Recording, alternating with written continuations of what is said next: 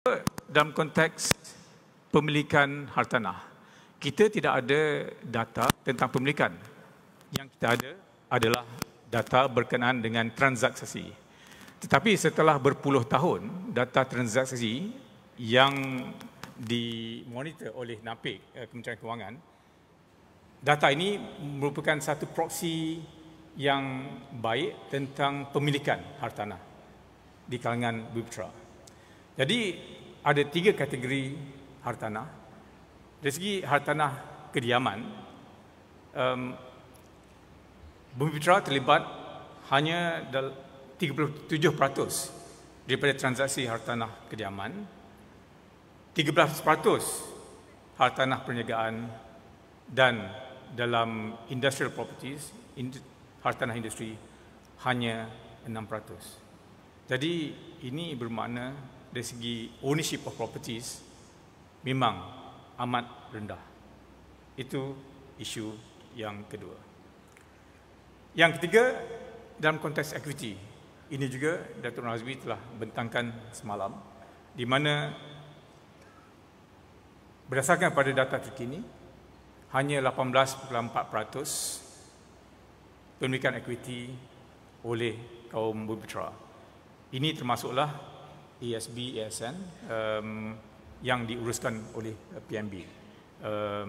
So PNB, ASN, ASB mempunyai dana sebanyak 290 bilion ringgit.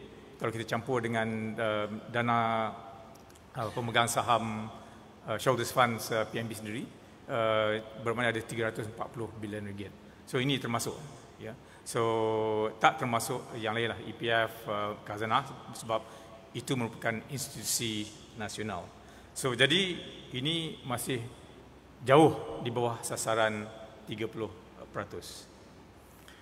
Now, kita detail lagi, dalam 1,000 syarikat yang tersenarai di Bursa Malaysia, hanya 62 syarikat yang dikuasai oleh Bumiputera, bermakna hanya 7%.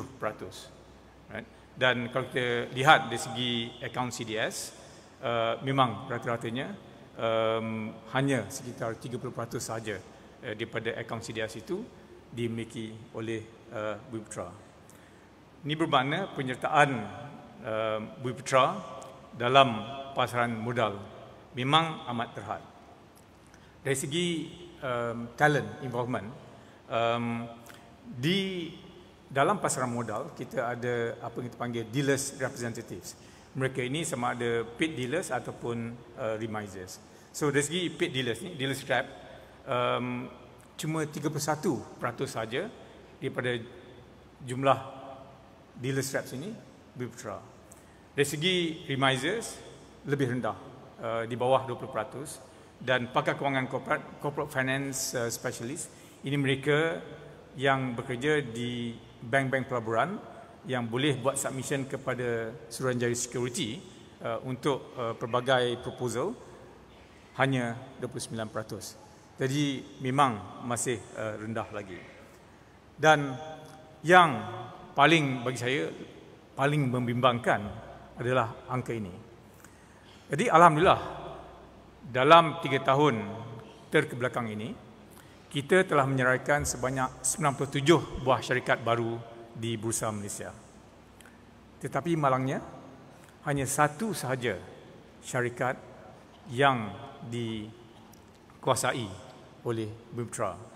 Satu daripada 97 merupakan satu angka yang amat kecil sekali. Dan ini sudah tentunya memberikan kita satu wake up call. That's the real situation. Sebab syarikat yang disenaraikan di Bursa Malaysia ini is a reflection of the real participation of Bumiputera in the business sector. Itulah dia. Mungkin ada yang kata, oh ada lagi syarikat-syarikat Bumiputera yang boleh disenaraikan tapi mereka sengaja tidak mahu disenaraikan. Well, ramai juga lagi, banyak juga lagi syarikat-syarikat yang tidak dimiliki oleh Bumiputera yang sengaja tidak mahu disenaraikan because they prefer to be private and so on. So I think on balance, this is really a reflection of Bumiputera's participation in the economy. Jadi kita perlu bertanya, kalau dah 6 dekad kita laksanakan pelbagai dasar pemeriksaan Bumiputera dan hasilnya pada hari ini tidak mencapai sasaran kita selama ini, kenapa?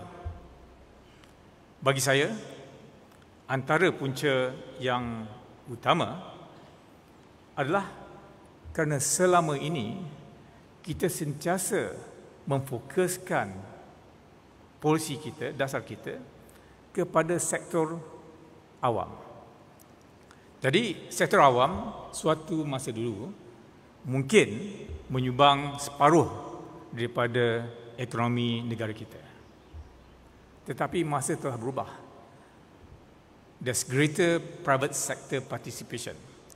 Jadi kalau kita lihat dalam konteks ekonomi kita, keluaran dalam negeri kasar kita, GDP kita, yang pada harga semasa at current prices berjumlah sekitar 1.8 trilion ringgit ini,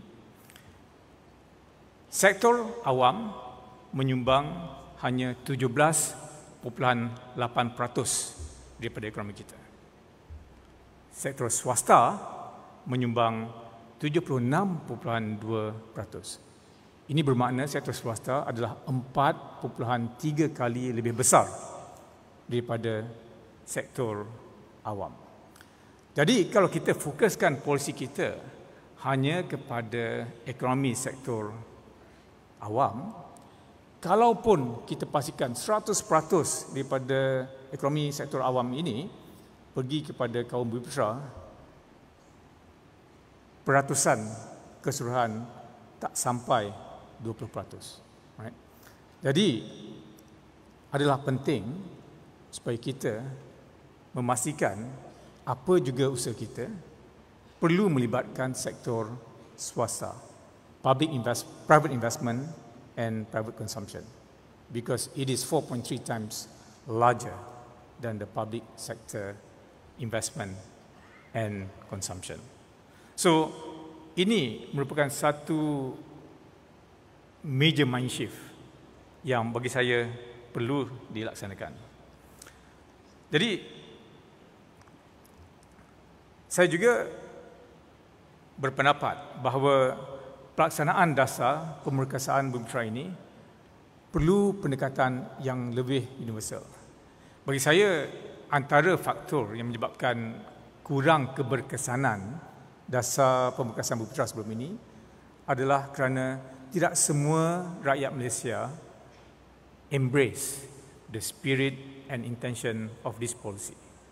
Sebab ada yang merasakan ini merupakan satu dasar eksklusif, bukan inklusif. Walhal hasratnya adalah supaya menjadikan dasar ini lebih inklusif.